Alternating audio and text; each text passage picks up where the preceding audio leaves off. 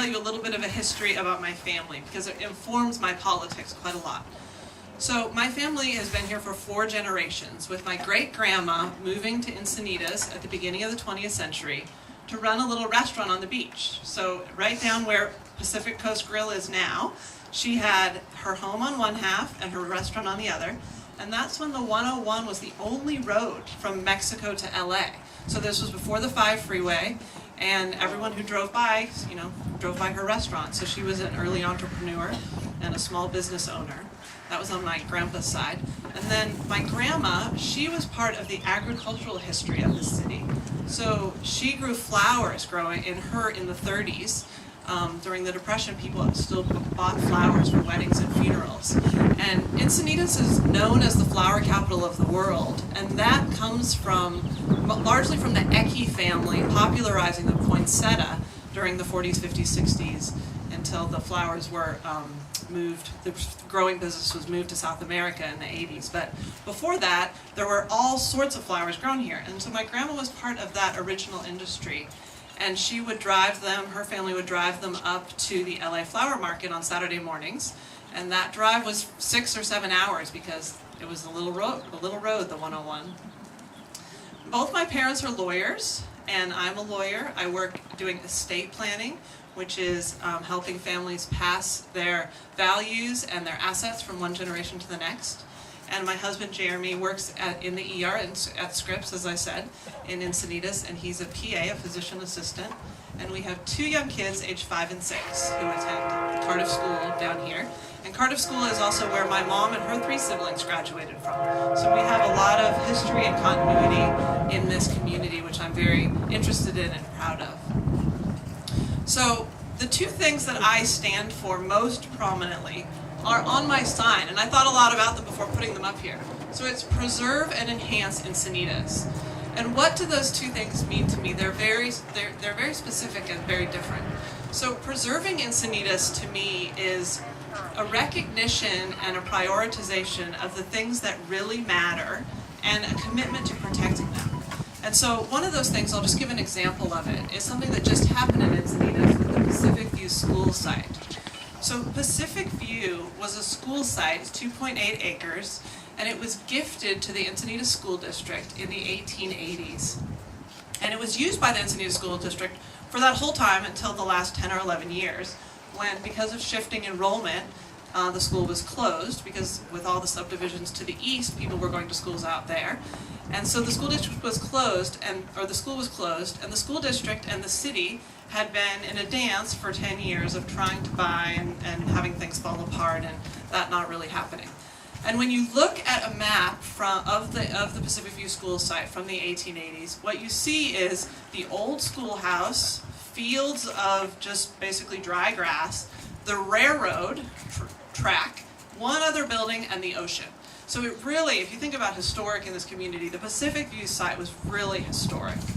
And the city council, I advocated for the purchase of the Pacific View school site, along with about 750 other people. So this was something that the community really wanted, was the city to buy that site. And in the end, the city council, in a 3-2 vote, the 3 people who voted for it are here tonight, decided to buy that property. And to me, that was a real commitment on their part to the preservation of our history and some of the things that really matter in this community. And for me, it's not just the sentiment of the fact that thousands of people graduated from that school and that it happens to be something that a lot of people cherish. That's a really important element. But additionally, it's vision and foresight about the land. So it's right next to the ocean. And as you all know, the decisions about our coastline have largely been made. So in Encinitas, we're blessed to have so much oceanfront property, and we have these great amenities. We have Moonlight Beach, we have world-famous surf spots like Swami's, we have the campground at San Elijo, we have restaurants, we have homes. But that 2.8 acres is basically, the window was closing on having any other options for the city to own property that could be open to the community. So I think it really showed vision for them to buy that. It also was, that land was donated to a public entity, so it was donated to the school district. And I think it's really important that we respect those private property owners and early philanthropists, and there are more of them in the community who would do things like donate property to the city or to the school district. But they have to have certainty and surety that that property would be in the public domain. It wouldn't be sold to the highest bidder. And so the school district wanted to get rid of the property and was fed up and was going to sell it to the highest bidder. And you could see a reality or a future where that we would have had high-rise type condos on there. It would have been a long fight, but it's something that could have happened. And now we know that that property will be available for the public in some way. All right. And the other part of that is just the hearing from everyone in the community and valuing those different things. So Encinitas has a really strong arts community. It has more artists per capita than other cities, other coastal cities, certainly other inland cities. And that's because of, I think, because Keep Leucadia Funky is a really important part of our city, and the artists love that. And so they can live here, they can afford to live here. We need to make sure that they can still afford to live here.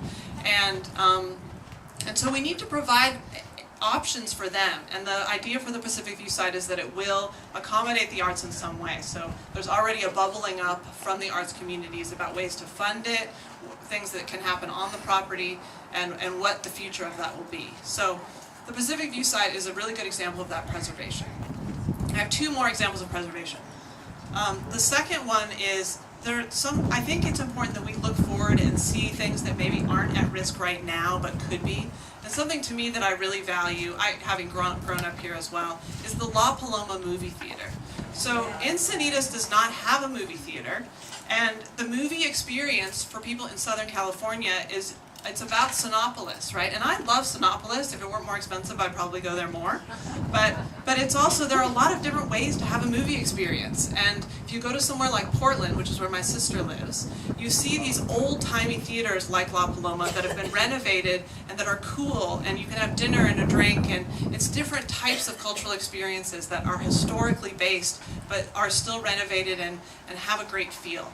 And so La Paloma Theater is currently, it was built in 1928. It was one of the first theaters to show the talkie movies, when movies were going from being silent to talking.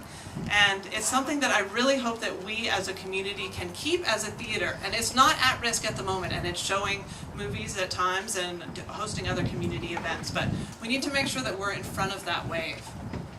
And then the third thing about preservation that's important, I think, is the preservation of our quality of life. So since I decided to run for city council, I've been on a bit of a listening tour, walking around to neighborhoods, the different communities in Encinitas, and asking people, what do you like, what would you like changed in Encinitas? And the thing that I hear back from people again and again is that people love to live here. And some of that quality of life comes from things we can't control, like the weather, which is awesome. Except for right this minute. Thank you for standing outside in the cold to listen to me. But other things are really important to people as well, like, for instance, keeping traffic manageable. So traffic, I've been on the city's Traffic and Public Safety Commission for the last several years, and traffic is something that is really hard to control in a lot of ways, especially when you have more people and more development coming in. But continuing to look for ways that we can have alternate means of transportation, like people riding their bicycles and walking, and being grateful and embracing the things that seem like gifts, like SANDAG, which is a regional transportation board, is going to be funding a bike path that goes along the rail corridor from Chesterfield, so from Cardiff, from VG Donuts, and from Seaside Market, all the way to the train station in Encinitas. And that is a gift. City's not paying for it. I mean, we are paying for it indirectly in other ways, but we're not having to allocate our funds for it. And so, and it gets bike riders off the street, because it's more pleasant to ride your bike when you're not on the street. I think we all would agree with that. So things about traffic, I think, are really important to people, and that's something that I'm very interested in helping manage to the best way that we can, what the city can do. And the other thing that's important to people, and I think this is very important, is that we continue to maintain our vibrant business community. So we have great businesses in the downtown, and we have even stronger businesses when you look at where sales tax revenue comes from in the city, from the El Camino Real corridor. And this is a good place to do business, and people and business businesses do want to move here and have their businesses here, and we need to continue to make that a priority for the city. So the city's budget, operating budget, is about $60 million, and about a third of it comes from sales tax, and about 2/3 comes from property tax. So it is still much more of a bedroom community in a way, but I think the recognition that people want to live, work, and play in the same city, and that's something that we do as a family all the time, is really important. It keeps cars off the road, and it makes it so that further reasons that we love to live here. So having that vibrant business community, being able to get to and access the beach and the freeway and the things that people need to do for transportation, those are really important parts of quality of life. So that's preservation right there. And then there's enhancement. And I think enhancement, the city makes decisions to some degree about the types of developments that we allow, and we need to have decisions that enhance our community instead of degrade them, of course. And private property owners, of course, they have the right to do what they want on their property as long as they follow the zone and the code that's already in place. If they want a variance, they have to come before the city. But I think that's something that is sometimes not fully understood, but it is our protection of the private property rights is really important. There are about 16,000 acres in Encinitas left that are farmland. So much of the decisions about development has already been made. But there's this sort of sad inevitability, which I never like to hear, about what's going to happen to our farmland. Because we have these old greenhouse sites, and people think, oh, the only option for them is to be tracts of homes. And so I think it's really important that we, as a city, we look to those greenhouse owners, those landowners, and ask them, what would you need or like in order to keep your land productive?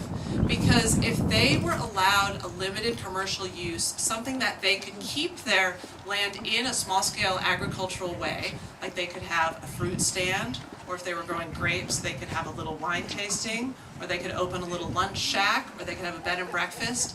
These might be things that would be appealing to people because there are people who want to farm in Encinitas.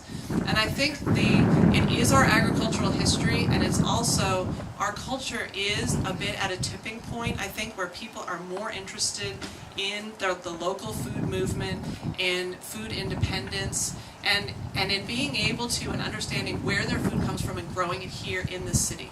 And the reality is, although we have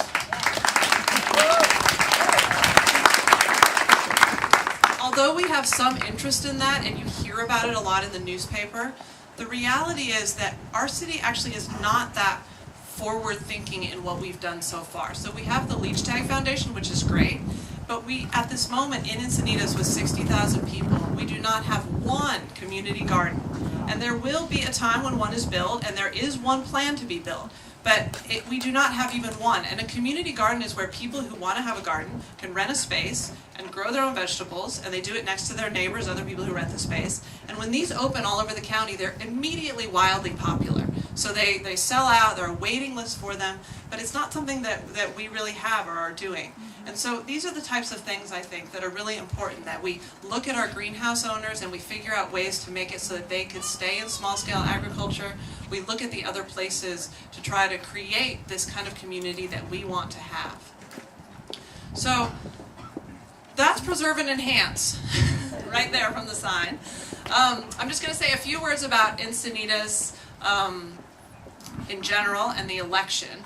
So Encinitas has 60,000 people, there are 40,000 registered voters, and it's about evenly split between Republican, Democrats, and undeclared.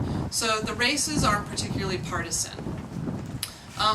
The reality of running a campaign is that you have to buy things in order to get your name out there. Because if there were, let's say there was 100 people here, that is 1/4 of 1% of the voters. And so it seems like a lot of people, and it is, and I'm so grateful that you're all here, but in order to get to the people, you have to send mailers, and a mailer to every person in the city, this is not stuff I knew before I started running, of course, but now I do know, is $10,000, which is crazy, the amount of money. Or to run a banner ad in the Coast News is $500. I was looking at doing that on the Friday before the election. And so printing everything and all this kind of stuff, this is why you give money to people who are running for office, because you believe in their vision, and it's a really critically important part of running is the donations. And I actually feel lucky that am only asking for $250. This isn't the kind of thing where I'm asking for thousands of dollars. So I'm happy that we have a pretty low limit in Encinitas on what individuals can give. But other ways, and I'm very grateful for all of the donations that all of you paid for tonight, and also just that you have emailed me, and the support is really gratifying. The other ways you can help me are to tell your friends and neighbors and to offer to host a coffee. So I would love to have a coffee with everybody here, because if you send out an email that says, come and meet the candidate, she'll answer your questions, we'll talk about the city, tell her what's important to you, she cares, she wants to hear from you, and you send it to 30 people and 6 people come, that's a success, because you have communicated with those 30 people, and there are probably people I didn't know before that. So please don't think, some people think, oh, I don't know anybody, or just please don't think that. If you're at all open to having a coffee, please let me know. Write it down on this envelope that was at the door, and it's this envelope that has these various options on it, so you can say if you want to have a sign or host a coffee. So I hope all of you fill this out. And then the last thing, of course, is just to vote. Because if you don't vote, it doesn't matter. So I'm one of those people who loves the civic engagement of voting. Before I was an attorney, I worked as a reporter, and I worked for the LA Times and the Associated Press, and I covered elections, and election nights were always so exciting. And now with my kids, we walk down the hill and we all vote together as a family, and they come in the booth with me and we participate. And I love that civic engagement. So please make sure everybody votes.